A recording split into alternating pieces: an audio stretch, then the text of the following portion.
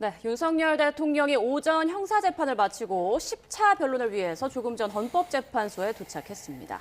오늘 변론에는 조지호 경찰청장을 비롯해 홍장원 전 국정원 1차장, 한덕수 국무총리 등 주요 증인들이 출석을 하는데요.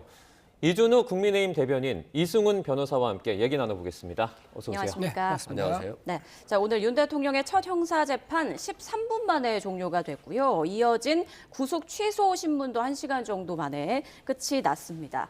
먼저 변호사님, 오늘 오전에 나온 내용들 중에 좀 중요한 부분들 짚어주실까요? 네, 일단 공판 준비기일이 10몇 분 만에 굉장히 빨리 끝났잖아요. 예. 그건 이제 변호인 측에서, 윤석열 대통령의 변호인 측에서 기록이 7만 쪽에 가깝기 때문에 아직 보지 못했다, 기록 복사가 안 됐다, 이렇게 얘기를 한 것 같아요. 그래서 이제 이 내란 범죄에 대해서 범죄 사실을 인정하는지 여부에 대해서 답변을 안 했고요. 그리고 쟁점 정리도 됐어야 되는데 기록을 아직 확인하지 않았기 때문에 쟁점 정리도 어렵다라고 해서 3월 24일로 다시 준비기일이 한 번 더 잡혔습니다. 예. 준비기일이 상당히 오랜 기간 잡아줬다라고 하는 것은 재판부에서 윤석열 대통령 측 변호인에게 상당히 시간을 많이 준 것으로 보여집니다. 네. 그리고 이제 구속 취소 신문이 굉장히 중요했잖아요. 대통령께서 나올지 안 할지 좀 궁금했었는데 본인이 직접 나왔다라고 하는 것은 그만큼 구속 취소에 대한 좀 간절한 마음이 있었을 것 같아요. 예. 판사들도 대통령이 직접 나온다라고 한다면 상당히 부담감을 가질 수밖에 없거든요. 이제 그런 측면에서 대통령이 나왔다고 보고 오늘 가장 중요한 부분은 구속 취소는 실은 변호인들이 취소 신청을 하는 경우는 없거든요. 네. 저도 한 번도 해본 적이 없어요. 보석 신청을 주로 하는데 그런데 이제 구속 사유가 없다 또는 소멸됐다라고 하는 것이니까 구속 기간이 10일이잖아요. 그래서 이 10일인데 체포적부심이나 영장실질을 하면 그 시간, 그러니까 검찰에서 법원에 가고 법원에서 검찰로 서류를 받았을 그 시간 동안은 구속기간에서 빼주니까 구속기간이 그만큼 늘어나는 효과가 있는데 검찰은 서류를 보내고 돌려받은 걸 날로 계산한 거고요. 예. 윤석열 대통령 측은 시간으로 계산해서 시간이니까 좀 이미 구속기간 10일을 넘었다라고 해서 이제 구속 사유가 없다라고 이제 그걸 중점적으로 주장한 것으로 보여집니다. 그 법으로 규정된 게 없습니까? 어떻습니까? 법으로는 검찰에서 법원에 넘겼을 때 네. 서류를 그리고 법원에서 돌려받았을 때를 구속기간에서 제외한다라고 하고 있는데 이 관행적으로 검찰은 날로 계산했었어요. 시간으로 계산하지 않고. 예. 근데 피고인 입장에서 보면 시간으로 계산하는 게 훨씬 유리하죠. 네. 구속기간이 짧아지는 의미가 있으니까요. 근데 제가 이제 검찰 기사를 봤을 때는 윤석열 대통령 측에서 이런 주장을 할 것으로 예상을 해서 구속기간을 날로 계산하지 않고 시간으로 계산해서 사집했다라고 한 기사가 있었거든요. 네. 그래서 아마 윤석열 대통령 측 이 주장도 뭐 기각될 가능성이 아주 높아 보입니다. 네. 윤 대통령이 직접 출석을 했음에도 뭐 특별한 발언은 오늘 없었거든요. 이 부분은 좀 어떻게 보셨습니까? 윤석열 대통령이 지금 행정부 최고 수반이고요. 현직 대통령입니다. 네. 직무는 정지됐지만 사법부 임하는 자세, 재판, 그러니까 현직 대통령으로서 재판이 열리다 보니까 거기에 대해서 내가 재판부를 존중한다. 이제 그런 자세를 좀 보여주려 한 게 아닌가 싶은 생각도 들고요. 네. 만약에 발언 기회가 주어졌다 그러면 본인이 어떤 의견을 낼 수가 있었을 건데 아마도 발언 기회가 따로 없었던 걸로 좀 그렇게 보이고요. 구속 취소 관련해서는요.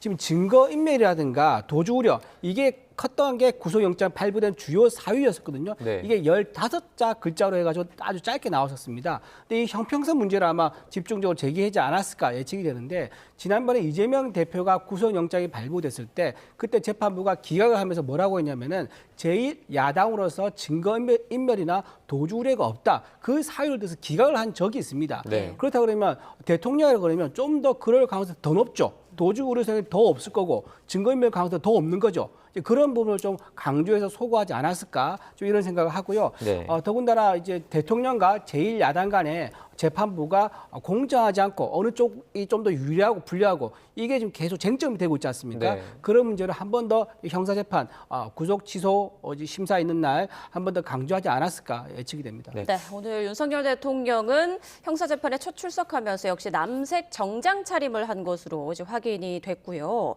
자, 그리고 이제 윤 대통령 측 측 변호인이 수사 기록을 전혀 파악을 못했다. 공소사실 인정 여부 판단이 어려운 상황이다라면서 수사 기록 열람을 위해 3주 정도가 필요하다라고 말을 했고요. 재판부가 이를 받아들여서 2차 공판 준비기일을 다음 달, 그러니까 3월 24일 오전 10시로 지정했습니다. 자, 그런데 변호사님, 대통령 측에서 수사 기록을 지금까지 전혀 파악을 못했다는 게 좀 이해가 안 된다, 이런 반응도 있더라고요. 일단 첫째는 대통령이 시간을 좀 벌려고 했던 것 같아요. 네. 왜 그러냐면 구속 기한이 총 6개월이거든요. 근데 이게 수사 기록을 빨리 복사하는 경우에는 6개월이 또 그 6개월 전에 판결이 날 수도 있는 거잖아요. 그래서 아마 6개월이 지나면 보석 등을 통해서 밖으로 나오기 때문에 일부러 이제 재판을 빨리 진행할 필요는 없다는 측면에서 수사 기록을 빨리 복사 안 했을 것으로 보여지고요. 또 빨리 하려고 하더라도 이게 7만 쪽이거든요. 근데 자동 복사를 하면 되는데 왜 오래 걸리지라고 생각하는데 한 장씩 한 장씩 다 복사해야 돼요. 굉장히 후진적인데요. 네. 아마 이게 전자소송화가 되면 빨라질 것으로 보입니다. 그리고 윤석열 대통령 측 입장에서는 재판이 천천히 진행되고 또 탄핵 심판도 천천히 진행되면서 조기 대선 과정을 조금이라도 더 늦추려고 하는 것 같아요. 그런 의도하에서 헌법재판에 있어서는 형사재판에 있어서 같은 태도를 취하고 있다라고 보시면 될 것 같습니다. 네. 윤 대통령 측에서 이제 시간을 벌려고 하는 것 같다. 변호사님께서 분석을 해주셨는데 만약에 이제 윤 대통령이 이렇게 시간을 벌려고 하는 가장 큰 이유가 있다면 어떤 거라고 생각하십니까? 시간을 번다기보다는요 네. 정상적인 사법 절차를 이행한다 이렇게 봐야겠죠. 네네. 왜냐하면 이재명 대표 같은 경우는 지난번에 본인 사건에 대해서요 재판부가 첫 변론기를 준비기를 잡았을 때 사건기를 복사 못했다고 했습니다. 네. 그래서 그 다음에 열렸는데 그때 뭐라고 했냐면 사건 기록을 다 미처 못 봤습니다. 그렇습니다. 이게 2주 정도 간격을 줬는데도 아직 복사도 다 완성이 안 됐고 제대로 못 봤다.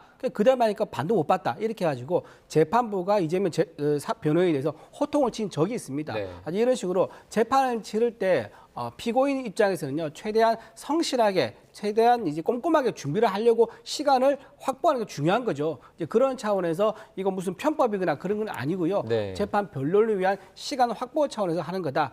그런 말씀을 좀 드립니다. 네. 재판이 진행이 될 때 이렇게 자료를 다 못 보면 실제 연장을 해주는 게 뭐 이례적입니까? 아니면 일반적입니까?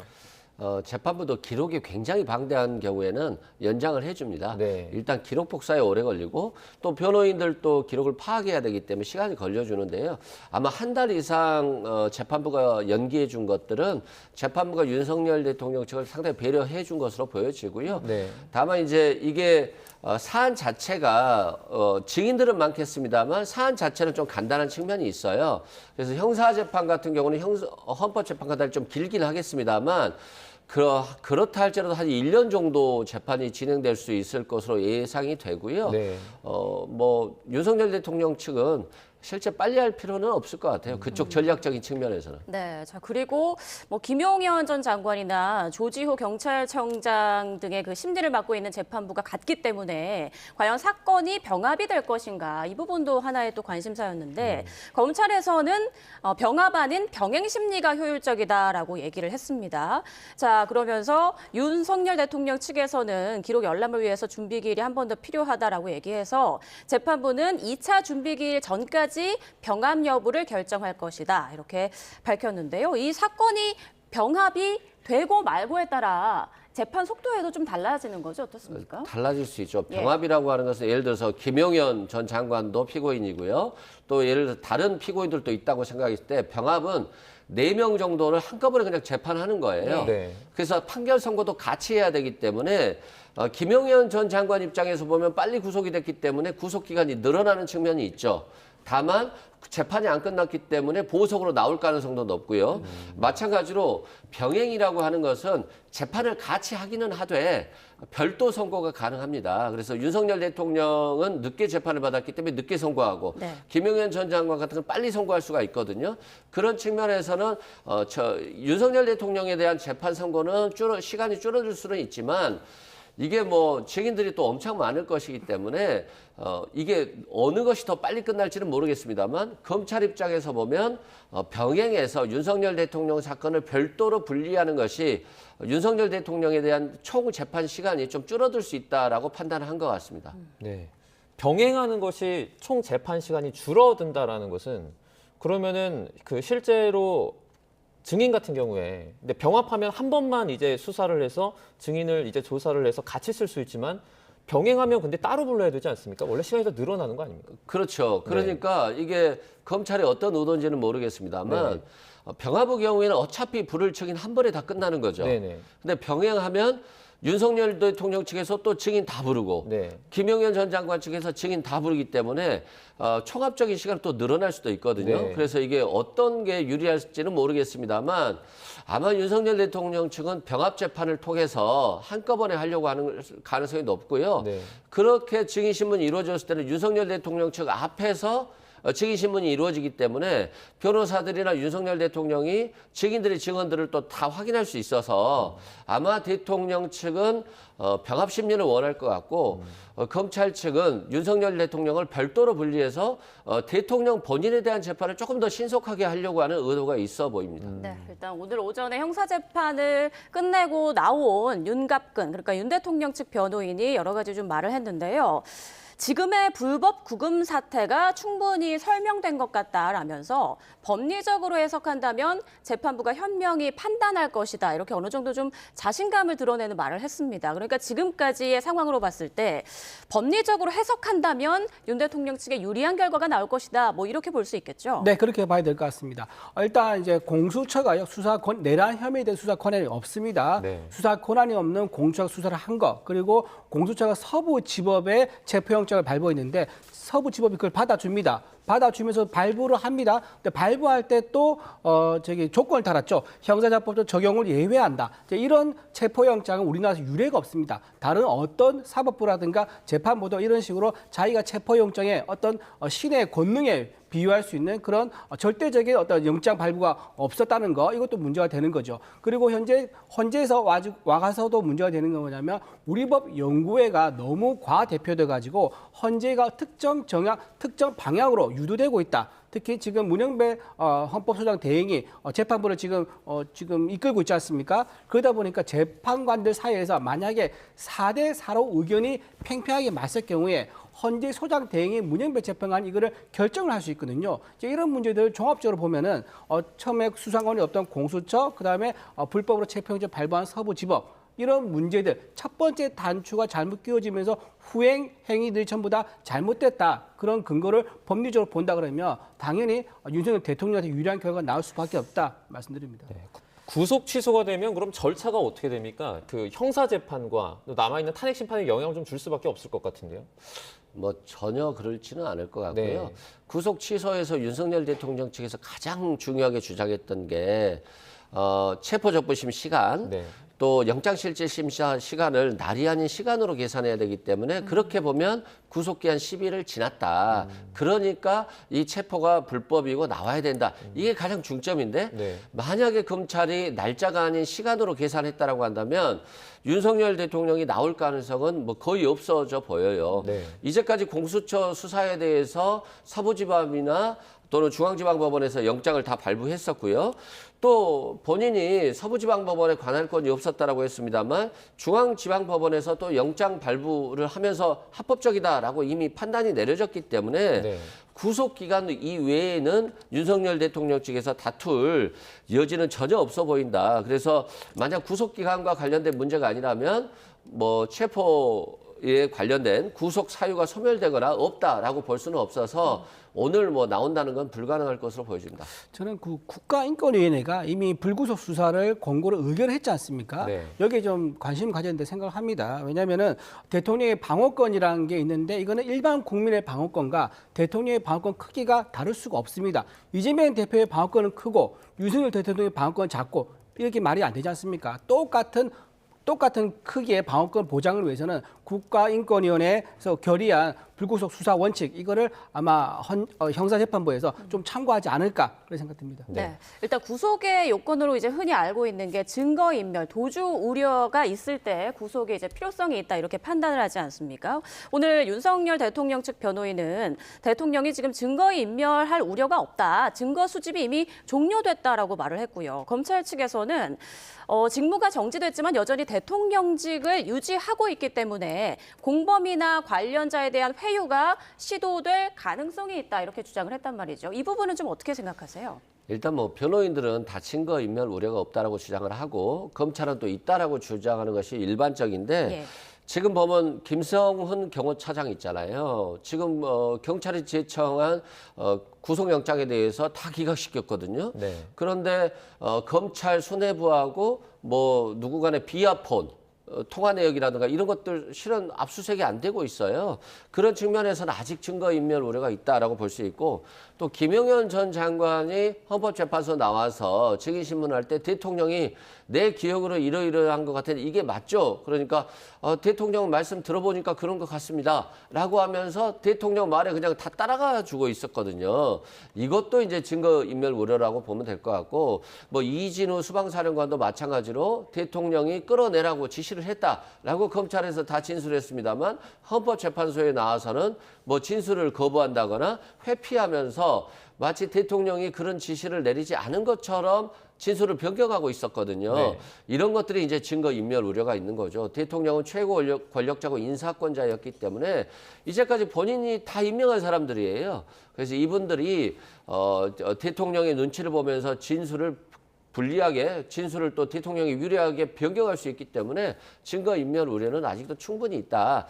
그래서 영장이 계속 구속 취소 신청이 기각될 확률이 아주 높다라고 생각됩니다. 저는 가장 중요한 건요, 공정성입니다. 규정이 똑같이 적용돼야지 수용할 수 있는 거죠. 이재명 대표가 제1야당으로서 증거인멸 우려가 없다면서 영장이 기각됐지 않습니까? 네. 제1야당 대표라고 하면 지금 170석이 넘는 의석을 가지고 있습니다. 얼마나 많은 사람을 통해서 회유가 가능합니까? 그런 상황, 본인 재판도 좀 진행 중인 상황이고, 그럼에도 불구하고 영장을 기각했단 말입니다. 더군다나 윤석열 대통령은요, 지금 관련자들이 전부 다 진술을 다 마쳤습니다. 수사가 다 끝났죠. 증언도 다 거의 다 끝났습니다. 그런 상황인데 어떻게 대통령이 나와서 사후에 회유를 한다고 다시 번복을 할 수 있겠습니까? 그 좀 지나친 억측인 거고, 이재명 대표에게 적용됐던 똑같은 기준이 윤석열 대통령에게도 적용돼야 한다. 그 말씀드립니다. 네, 공정성 말씀을 해주셨는데 좀 일각에서 이제 반박하는 입장에서는 대통령과 야당 대표가 과연 같은 집이냐, 그리고 또 두 번째로는 이 사안 두 개가 뭐 같냐 이런 것들을 이제 근거로 말을 하고 있거든요. 이건 좀 어떻게 생각하세요? 지금 어느 정도로 지금 이재명 대표가 여의도 대통령이라고 지금 할 정도인데 어느 네. 정도로 이제 권위가 있냐? 정부 기능을 사실상 마비시킨 거. 이것 때문에 지금 대통령이 계엄을 선포한 거 아닙니까? 거대 의석을 이제 등에 업고 29번 탄핵을 했고요. 23번 특검법을 발의했습니다. 사실상 정부가 할 수 있는 기능들을 무력화시켰죠. 그러면서 그를 지키기 위해서 정부 기능을 국민이 부여한 대통령의 권한으로서 정부 운영의 그 권한을 지키기 위해서 네. 어쩔 수 없이 계엄을 선포했다는 게 대통령의 입장입니다. 그렇다고 하면 현재 이 상황을 과연 이재명 대표보다 대통령이 얼마나 권한이 더 크다. 비호가할 수 있는 건지 물론 이제 권한은 그렇지만은 실제로는 이재명 대표가 오히려 정부를 흔들었던 게 아닌가 거기에 대한 방어권 차원에서 계엄 선포한 거에 대해서 아직까지도 민주당은 본인들은 좀 다른 소리를 하고 있다. 국민들의 보는 시각과 매우 다르다 말씀드립니다. 네. 여기서 한 말씀 드리면 윤석열 대통령이 하면 내란죄잖아요. 사형 무기밖에 없어요. 우리나라에서 가장 큰 범죄 혐의고요. 대통령이 처벌되는 것들이 내란죄, 외환죄밖에 없거든요. 그러니까 대통령은 우리나라에서 가장 위험하고도 심각한 범죄를 저지른 혐의로 지금 구속되어 있는 것이기 때문에 이재명 대표와 다르고요. 또 이 혐의 자체가 국회에 계엄군을 보내서 총을 가지고 들어가게 한다. 또 선관위에 야구방망이와 복면을 가지고 간다. 좀 상상할 수 없지 않습니까? 국민들을 향해서 총과 야구방망이를 흔드는데 물론 본인은 아니라고 하지만 본인의 부하들은 다 얘기를 하고 있잖아요. 검찰 수사기관에서. 그렇기 때문에 대통령의 혐의는 국가와 사회, 시민에게 끼치는 영향이 엄청난 겁니다. 그래서 이재명 대표와는 비교할 수 없고 또 위증교사법원도 이재명 대표 무혐의 받았고요. 공직선거법이 지금 2심에 이루어지고 있습니다만 이건 개인 관련 문제예요. 타인에 대한 문제가 아니기 때문에 전혀 비교할 대상이 아니다라고 말씀드립니다. 네, 일단 윤 대통령 측은 앞서 4일에 재판부에 구속기한이 만료된 뒤 기소돼서 불법 체포, 불법 구금 상태다라면서 이제 구속 취소 신청서를 제출했고요. 오늘 그에 대한 신문 기일이 진행이 된 건데, 자 그렇다면 구속 취소 그 결론은 언제쯤 나오는 건지, 그리고 그 결과에 따라서 뭐가 좀 어떻게 달라지는 건지 설명을 해주실까요? 네, 아마 판사가 오늘 저녁쯤에 결정을 할 것으로 보여져요. 예. 특히 이제 구속 취소 사유로서 공수처에 수사권이 없는데 왜 수사를 했냐, 네. 또는 뭐 서부지법에서 영장 발부할 권한이 없는데 왜 했냐라고 하는 것은 이미 영장실질이라든가 체포적부심에서 다 확인이 됐어요. 서부지법이나 중앙지방법원에서 여기에는 쟁점이 없는 것 같고, 다만 이제 구속기간과 관련해서 10일인데 아까 말한 대로 체포적부심이나 뭐 영장실질심사할 때 서류가 검찰에서 법원으로 갔고 법원에서 검찰로 넘어오는 걸 시간으로 계산이 되느냐, 날로 계산해야 되느냐인데, 검찰에서 이걸 윤석열 대통령이 이런 주장을 할 줄 알고 시간으로 계산해서 구속기간을 정했다라고 한다면 뭐 대통령이 구속이 취소될 가능성은 없고, 또 변호인들이 이 청구, 구속 취소 신청을 하지 않는 이유는 구속 사유가 없어졌다 또는 없다라고 하는 것일까? 수사기관의 수사 자체가 불법이었다라고 하는 전제하에 있는 구속 취소 신청이기 때문에 우리나라의 수사기관인 공수처와 검찰이 상당히 엘리트 조직이잖아요. 이 조직들이 구속 사유도 없는 대통령을 구속시켰다라고 볼 수 없고, 또 법원도 마찬가지 아니겠습니까? 우리 최고의 엘리트 집단들인데 여기서 영장을 발부했다라고 하는 것은 구속 사유가 없음에도 불구하고 구속시켰다라고 하는 것이니까 전혀 그렇게 해석될 가능성은 뭐 거의 제로에 가깝지 않나 싶습니다. 네. 구속 취소가 받아들여지지 않으면 그 상황에서 윤 대통령이 낼 수 있는 다음 카드는 어떤 게 있습니까? 구속 취소가 받아들이지 않으면 네네. 그럼 현재 상태에서 계속 뭐 재판에 임하는 수밖에 없겠죠. 네. 없는데 중대한 뭐 결심을 하겠다라고 뭐 지난주에 좀 얘기가 나왔지 않습니까? 거기에 대해서 여러 가지 설왕설래가 있는데 일단 첫 번째로 대통령 하야는 전혀 이거는 뭐 검토된 지가 없는 거고요. 네. 변호인단의 이제 집단 이제 사임 이 네. 가능성도 좀 얘기 나왔었는데 그거에 대해서는 아직 변호인단이 검토하고 있지 않는 걸로 그렇게 좀 알려지고 있습니다. 지난번 박근혜 전 대통령 탄핵 때 변호인단의 집단 사임하는 이 방법이 검토가 됐지만 실행이 안 됐었거든요. 네네. 아마도 지금 그 사임하게 되면 오히려 현재가 지금 가지고 있는 그 지금 뭐랄까 속도전 있지 않습니까? 속도전을 가속화시키는 오히려 이런 역작용이 역효과가 생길 수 있기 때문에 아마 그런 방법은 카드는 사용하지 않을까 생각합니다. 네. 네, 구속 취소에 대한 결과가 이제 오늘 저녁쯤에 나올 것이다라고 변호사님께서 말씀을 해주셨는데요. 그런데 이런 구속 취소 신청 청구가 받아들여지는 경우가 굉장히 드물다고 하던데 어떻습니까? 그러니까 받아들여지는 경우도 드문데 네. 신청하는 경우도 없어요. 그래서 아마 대통령이 변호사들이 변호 활동을 하면서 구속 취소 신청을 해본 변호사가 거의 없을 것으로 보여져요. 그런데 이제 그러면 왜 대통령이 구속 취소 신청을 했나, 보석 신청을 하면 되지라고 생각할 수 있는데 보석 신청은 징역 10년 이상의 범죄의 경우에는 거의 보석을 잘 안 받아들여줘요. 네. 근데 지금 이 내란죄는 사형 무기밖에 없는 범죄이기 때문에 일단 범죄가 굉장히 중대하고요. 또 대통령이고 최고 권력자이기 때문에 자신이 임명했던 자들에 대한 증거인멸 회유 가능성이 좀 높아요. 그래서 증거인멸 우려가 있다고 해서 보석을 안 받아들여줄 수도 있기 때문에 일단 보석을 신청하지 않은 것으로 보여지고, 구속 취소 신청을 한 이유는 아까 말했던 구속 기간의 문제, 그리고 공수처가 수사가 불법이었다, 수사권도 없는데, 그리고 서부지방법원도 관할권도 없는데 재판을 했다라고 하는 기존의 주장에 대한 일관성 있는 태도를 유지하고 있는 거잖아요. 그런 측면에서 상당히 정치적으로 법원이나 검찰이 자신에게 불공정하게 하고 있다라고 하는 것을 강조하기 위한 좀 정치적인 전략이라고 볼 수 있고요. 오늘 헌법재판소가 재판을 하지 않습니까? 그러면 다음에는 최후 변론이 잡힐 가능성이 있거든요. 그러면 최후 변론이 잡혀버려서 거기에 참여해버리면 더 이상 재판 시간을 끌기가 어려워요. 그래서 만에 하나 대통령의 변호인단이 중대 결심을 한다라고 한다면 예. 오늘이 마지막 결심일 수도 있거든요. 그래서 오늘 오후에 재판이 끝나고 나서 변호인들이 직장 퇴장을 하면서 헌법재판의 시간을 1, 2주 더 끌어보려고 할 수 있을 것 같은데, 이걸 실행할 것인가 말 것인가의 문제는 윤석열 대통령이 탄핵이 기각될 것이라고 하는 희망이 가지고 있다라고 한다면 이런 중대 결심을 못 할 거예요. 근데 탄핵이 무조건 기각될 것이, 탄핵이 인용될 것이라고 판단한다고 한다면 중대 결심을 실행할 수도 있겠다 이런 생각도 듭니다. 그 중대 결심을 만약에 실행하면 법률적으로는 이제 변호인단이 없는 거잖아요. 그럼 이 상황에서는 탄핵 심판이 그대로 진행이 될 수 있습니까? 원래는 변호인이 없으면 네. 뭐 국선 변호인 절차라든가 이런 걸 가야 되거든요. 네. 그렇기 때문에 시간이 굉장히 많이 끌 수밖에 없어요. 네.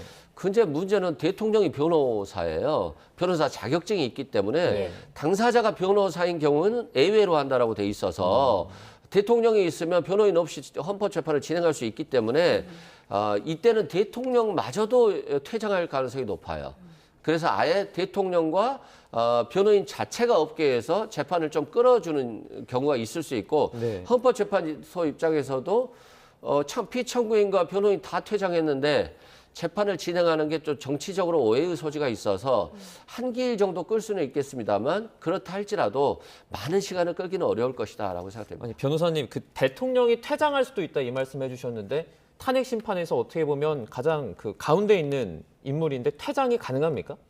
원래 이제 변호인이 있으면 헌법재판소는 당사자가 없어도 재판을 할 수 있거든요. 네네. 근데 이제 대통령은 자신이 임명한 사람들이 다 증인으로 나오잖아요. 네. 그러면 대통령이 앞에 보이는 것만으로도 상당히 부담을 갖고 대통령에게 불리하게 진술하기 어렵거든요. 그런 측면에서 대통령이 계속해서 저 자리에 앉아 있는 것인데 만약에 피청구인과 변호인이 아무도 없어버린다고 한다면 증인 신문이 이루어지기가 좀 어렵죠.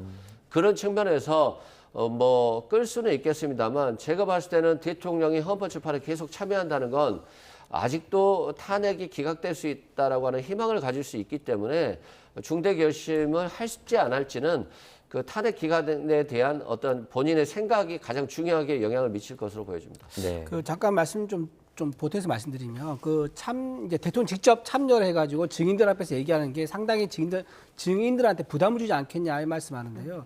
아까 제가 거듭 얘기하지만 기준이 똑같아야 됩니다. 이재명 대표는요 경기도지사 시절에 부하 직원이었던 공무원한테 직접 질문을 했습니다. 직접 신문해가지고 본인이 나는 내 계획은 이런데 당신 계획은 나와 다르다라고 하면서 꼬치꼬치 따져가지고 물었었어요.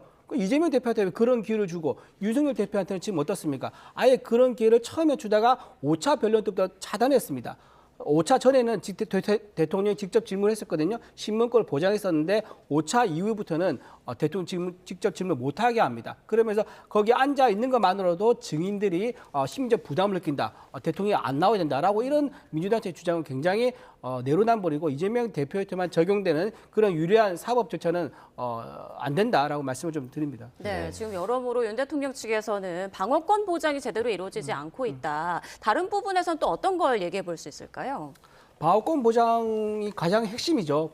진술 이제 충분히 이제 질문할 수 있는 방어권이 안 되는 것. 특히 이제 진술이 바뀌었을 경우 홍장원 차장 같은 경우는 오전과 오후에 다른 질문이 나왔지, 다른 답변을 했지 않습니까? 의원이라고 했다가 나중에 재판관이 물어보니까 의원이 아니고 인원이라고 했다가 이런 식으로 바뀌어서 오늘 또 나온다 그러는데 지금 홍장원 차장만 나와야 되는 게 아닙니다. 곽종근 사령관뿐만 아니라요. 그 당시에 최초의 방송에 나와서 유튜브에 나와서 같이 얘기했던 박범계 의원이라든가 김병주 의원, 김병기 의원 또 이런 분들 또 함께 나와야죠. 왜냐하면 그때 김현태 사령관이죠. 김현태 특임 사령관이 민주당 의원들에 의해서 회유돼서 답변했다라고 증언을 했습니다. 그렇다면 회의로 언제 어떻게 어떤 역을 했느냐 이거에 대해서 묻고 대지 조사를 해야 된다. 그리고 박선원 의원은 뭐라고 했냐면 홍장원 차장의 메모에 대해서 내란을 했다는 유일한 물증이다라까지 얘기했습니다. 그러면서 그 메모는 옆에서 수화기 나면서 들리는 목소리가 커서 옆에 있는 보좌진이 받아 적었다 했거든요. 네. 근데 실제로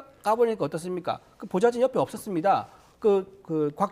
홍장원 차장이 메모를 빨리 쓴 거, 날림으로 쓴 거를 옆에 있는 정설하라고 다시 줘가지고 다시 메모를 한 거거든요. 그러니까 완전히 박선우 의원이 처음에 유튜브에서 했던 얘기가 허위라는 게 헌재에서 계속 드러나고 있는 겁니다. 그래서 이런 관련된 민주당 의원들까지 같이 헌재에 나와서 대질신문까지 하는 추가 변론이 반드시 필요하다 생각합니다. 네. 네, 지금 화면으로는 조금 전 윤 대통령이 헌재에 도착한 그런 모습 보여드리고 있습니다. 오늘 오전에 서울중앙지법에서 윤 대통령의 첫 번째 형사재판 그리고 구속 취소 신문 변론 기일이 있었고요.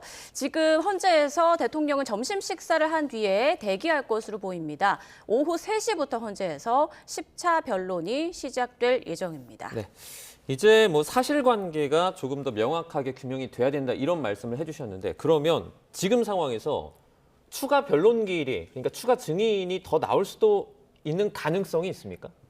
제가 봤을 때는 없을 것 같아요. 네. 헌법재판소에 일단은 한 2번 정도 더 길을 잡아줬잖아요. 네. 그리고 4월 18일 날 2명의 헌법재판관 임기가 끝나기 때문에 네.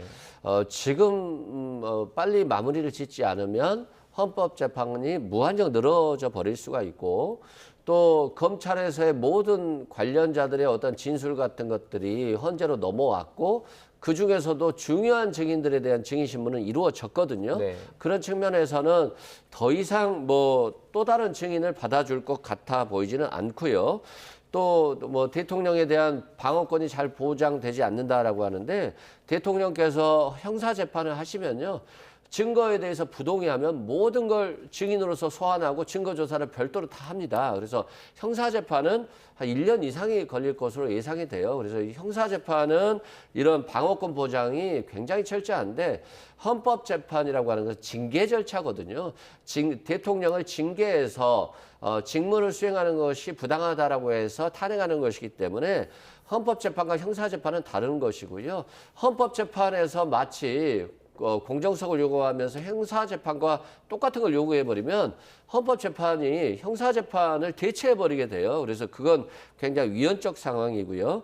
대통령이 만약에 헌법재판에서 처음 김영현 전 장관을 신문할 때 조금 좀 객관적으로 신문을 하고 답변을 김영현 전 장관이 편하게 진실인 것처럼 답변을 했다라고 한다면 네. 대통령의 신문권이 계속 인정됐을 거예요. 그런데 대통령이 질문하고 김영현 전 장관이 대통령이 질문을 하는 거 보니까 맞는 것 같다. 대통령이 질문을 한 거 보니까 기억이 난다. 이렇게 하면 누가 봐도 그 김영현 전 장관의 신빙성을 인정하지 않거든요. 그래서 아마 이런 진술권이 박탈됐다, 직접 신문권이 박탈됐다고 보시면 될 것 같고 특히 김영현 전 장관의 변호인이 이진우 수방사령관, 여인영 방첩사령관에 대한 직접적인 면담을 통해서 증인을 좀 회유했다라고 하는 의혹이 있어요. 그래서 이런 것들이 결국 대통령의 자신의 어떤 잘못으로 인해서 대통령의 방어권이 제약을 받는 것이니까 이런 부분들이 드러나지 않도록 최대한 본인 스스로도 자제하고 절제해야 되는 것인데 그게 부족했기 때문에 아무래도 자신의 방어권에 좀 제약이 되었지 않나 싶습니다. 네. 네, 헌재는 처음부터 형사재판의 절차를 준용한다고 했습니다. 형사재판과 방금 말씀하신 것처럼 똑같을 수는 없지만 최대한 가깝게 준용해서 해야죠. 그리고 또 하나 이전에 했던 탄핵 심판과 비교를 하면요. 박근혜 전 대통령 총 17번의 변론 기회를 가졌습니다. 네. 지금 윤석열 대통령 10번입니다. 증인도 훨씬 많습니다. 그때는 최순실 같은 분 이런 몇 명이었었거든요. 증인도 훨씬 많고 복잡합니다. 그리고 박근혜 전 대통령 관련된 거는 본인이 제3자 뇌물 등 법에 금지한 내용에 대한 그때 이제 심판이었었죠. 근데 이거는 대통령이 가지고 있는 헌법 77조에 보장되어 있는 비상경험에 관련된 판단이란 말이에요. 그러니까 허용된 권한에 대해서 얼마나 허용이 과정이 공정했느냐, 절차를 잘 지켰느냐 이 재판이기 때문에 좀 더 신중하게 해야 되는 거죠. 그래서 정호성 비서관 같은 경우는 지난 박근혜 정부 때 7시간 넘게 신문을 받은 적이 있고요. 또 그때는 밤 10시에 넘게 끝난 적도 있습니다. 이런 식으로 충분하게 반론권을 보장해 줘야지 그 결과가 나와도 국민들이 수용이 가능하다. 또 말씀을 드리고 아까 다른 유도 질문해 가지고 답변이 좀 바뀐 거 이런 게 있다고 해서 반대 신문 못했다 그랬는데요. 네.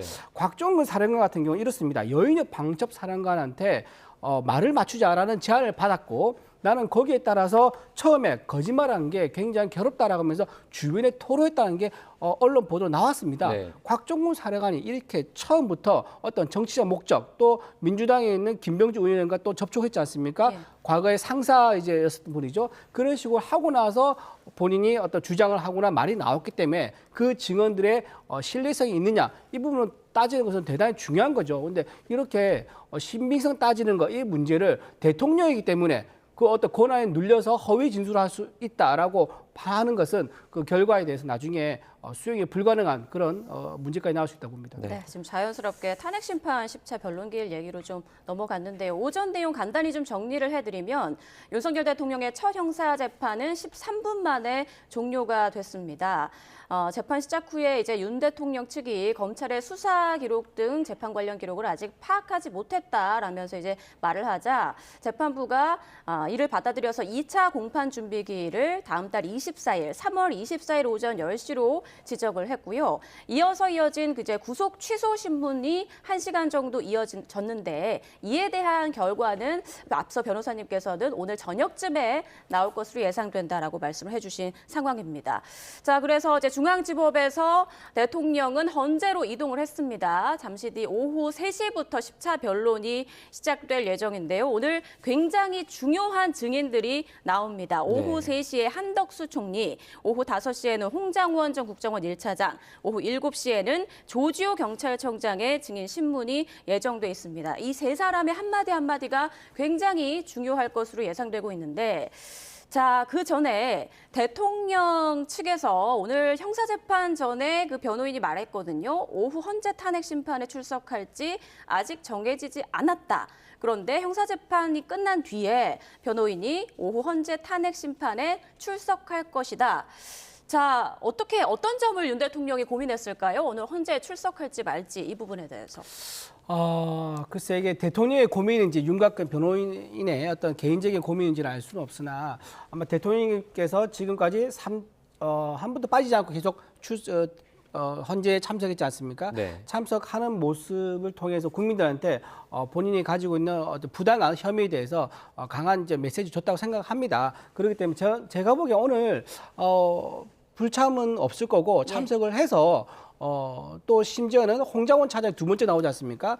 헌재 재판관에게 요구를 해서 직접 신문할 수 있는 좀 기회를 달라라고 해서 직접 신문할 수 있는 기회도 좀 가져야 되지 않을까. 그리고 오늘이 사실상 어쩌면은 마지막 변론일 수도 있기 때문에 대통령께서 여기에 나오지 않는다. 그건 좀 생각이 어려울 것 같아요. 네. 나오지 않을까 생각됩니다. 오늘 출석하는 모든 증인들이 중요하겠지만 그중에서 이제 그 건강상의 이유로 출석을 계속 거부하다가 오늘 출석하게 된 조지호 경찰청장 얘기를 조금 해보도록 하겠습니다.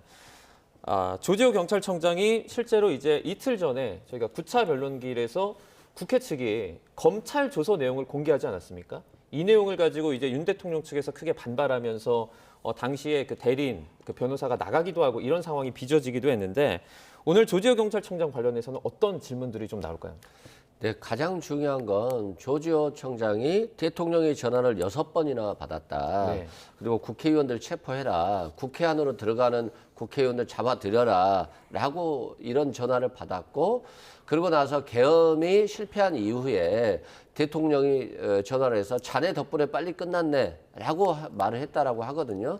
그리고 또 그러면 국회가 계엄을 해제 요구했으면 봉쇄를 풀어야 되는데 봉쇄를 풀려고 하는 말이 없어서 자신의 부하 지휘관들의 건의를 받고 봉쇄를 풀었다라고 하고 있어요. 네. 이건 뭐 윤석열 대통령이 위헌적으로 국허문란 목적으로 폭당을 했다라고 하는 중요한 진술이 되는 거잖아요. 네. 그렇기 때문에 조지호 청장의 이 검찰 진술이 그대로 증거로 인용될 경우에는 윤석열 대통령에게 치명적으로 불리하죠. 그래서 대통령 측은 구인을 해서라도 꼭 불러달라라고 한 것이고 다만 조지호 청장은 혈액암 투병을 하고 있다고 들었어요. 그리고 또 헌재에 나오면 거짓말을 해야 되는 거잖아요. 대통령을 위해서라면. 그러면 국민들 보기에 굉장히 부끄러울 것이고 또 대통령에게 유리하게 말하기에도 좀 어렵고 또 대통령에게 불리하게 말하기에도 대통령 앞에 있기 때문에 어려운 거잖아요. 그래서 네.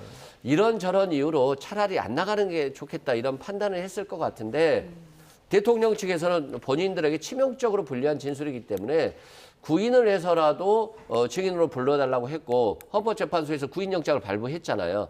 그래서 조지호 청장이 이번에는 좀 피하기가 어려웠던 것 같고 그래서 진술을 할 것으로 보여지는데 뭐 진술의 태도는 좀 지켜봐야 될 것 같습니다. 저는요 이거에 지금 곽종근 사령관하고 김현태 이제 특임단장 진술을 보면은 이게 추정이 가능할 것 같습니다. 네. 왜 불렀는지를. 왜냐하면 처음에 단전 단수 얘기가 나왔었고요. 그다음에 테이저건 공포탄 얘기가 나왔습니다. 곽정군 사령관 통해서 나왔죠. 근데 헌재에서요 다시 얘기가 바뀝니다. 김현태 사령관이 거기에 대해서 반대의견을 냈다라고 해서 나왔더니 곽정군 사령관 진술이 뭐라고 바뀌냐면은 내가 대통령한테 지시받은 게 아니다. 내가 김현태 단장과 논의한 과정 속에서 내가 생각해서 한 말이다라고 해요. 그러니까 즉 대통령의 지시는 없었는데 그 이제 곽정군 사령관이 본인이 뭔가 좀 더 잘하고 싶어서 지시하지 않은 거를 가지고 월권을 행사할 수 있었던 거죠. 그런 과정이 나왔단 말입니다. 지금 이거 비슷한 경우입니다. 왜냐하면 김봉식 이제 서울경찰청장이 정치인 체포 지시가 없었다라고 얘기했지 않습니까? 네. 근데 지금 조지호 경찰청이 있었다고 얘기하고 있는 거예요. 그러면 조지호 경찰청장이 혹시나 대통령 지시가 없었음에도 불구하고 뭔가 비상계엄 상태에서 공을 세워보려고 지시 없던 의무에 없던 거를 좀 더 과잉해서 하려고 했던 게 아니냐. 그리고 또 하나 사법적인 처리 문제가 생기다 보니까 네. 이거 본인이 살아남기 위해서 누군가한테 떠넘겨야 되지 않습니까? 이제 상사든지 부하직이든지 그런 차원에서 얘기한 게 아니냐라는 것을 따져볼 필요가 있는 거죠. 그래서 네. 곽정군 사령관과 김현태 사령관의 어떤 진술을 참고한다 그러면 이 두 분과의 관계도 어떻게 증언이 될지는 좀 추정이 가능할 것 같습니다. 오늘 변론기일에서 네. 그 이준우 대변인께서는 조지우 경찰청장의 진술이 조금 달라질 수 있다라고 저는 보세요. 번복될 수 있다고 생각합니다. 네. 자, 일단 조지호 경찰청장에 대한 증인 신문에서는 체포 지시 증언이 있었는지, 체포 지시가 있었는지, 그리고 국회 봉쇄 관련 신문이 이어질 것으로 예상이 되고요. 오후 3시 가장 먼저 이제 증인대에 설 사람 한덕수 국무총리입니다. 아무래도 그 비상계엄 선포 직전에 열렸다는 국무회의에 대해서 좀 물어보겠죠. 그렇죠. 일단 한덕수 국무총리에게 국무총리니까 국무회의가 제대로 열렸냐, 뭐 개의가 됐냐, 또 폐의가 됐냐, 또 그 내용과 관련해서 뭐 토론이 있었냐라고 이런 것들을 물어볼 건데 한덕수 총리는 이미 부정적으로 얘기를 했죠. 뭐 6명의 국무위원만 불렀고 그리고 이런 절차들이 너무 그냥 대통령이 이미 결정을 한 상태에서 해버릴 것 같아서 최소한 국무회의 심의라도 거쳐야 됩니다라고 대통령께 건의를 했고 그래서 갑자기 국무위원들을 불렀다라고 얘기를 하고 있거든요. 그런 측면을 한덕수 총리가 나와서 반대로 위증을 하기는 좀 어려울 것으로 보여지고 이미 많은 국무위원들이 진술을 했기 때문에 이 부분에 대해서는 대통령에게 불리하게 작용될 수밖에 없어 보입니다.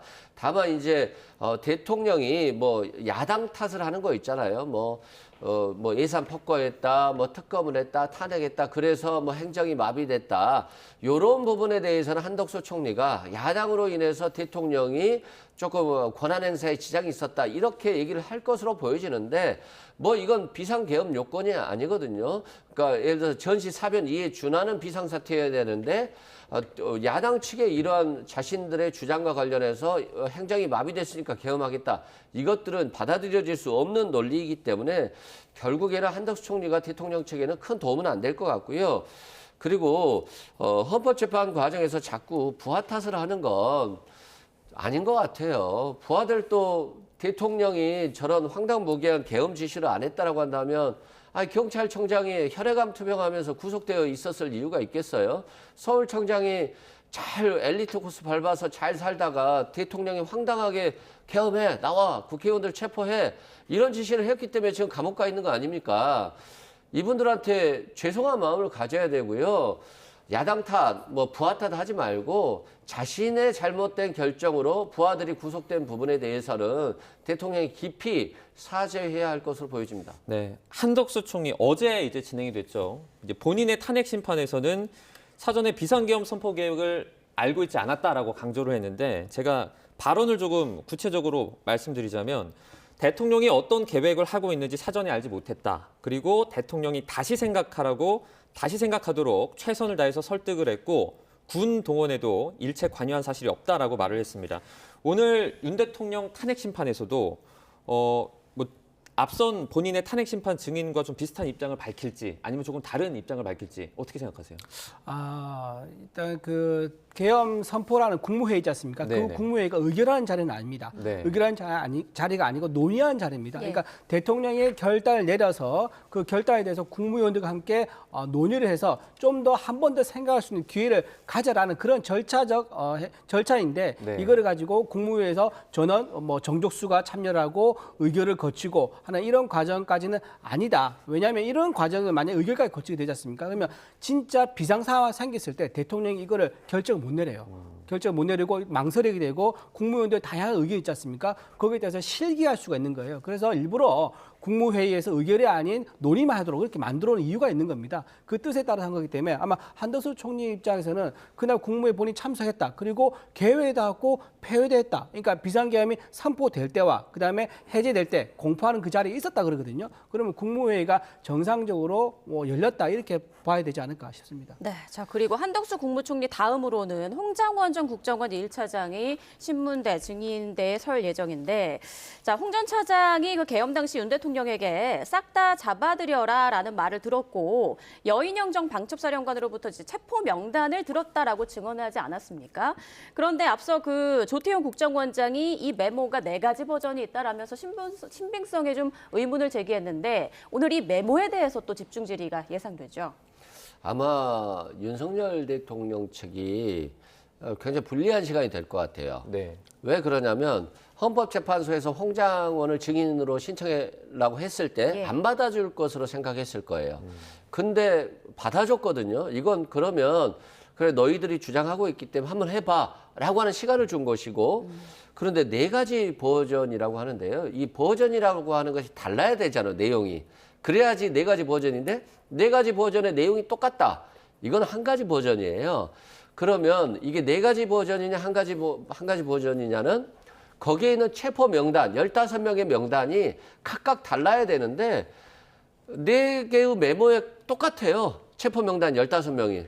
그리고 여인영 방첩사령관이 그 부하 직원들한테 지시했을 때도 그 체포자 명단 15명이 똑같아요. 그 조지호 청장도 국회로 못 들어가게 해라. 국회로 들어가는 사람 중에 뭐 우원식 국회의장이 있으면 체포해라. 라고 하는데 그 명단이 똑같아요. 이건 한 가지 버전일 뿐이기 때문에 결국 윤석열 대통령 측의 어떤 정치적 주장을 위한 홍장원 증인 신청이 결과적으로는 좀 패착이 될 것 같고요. 또 조태용 원장이 그런 얘기를 했잖아요. 예를 들어서 10시에 홍장원이가 전화를 받고 메모를 했다고 하는데 10시에는 국가정보원 집무실에 있었다라고 하잖아요. 예.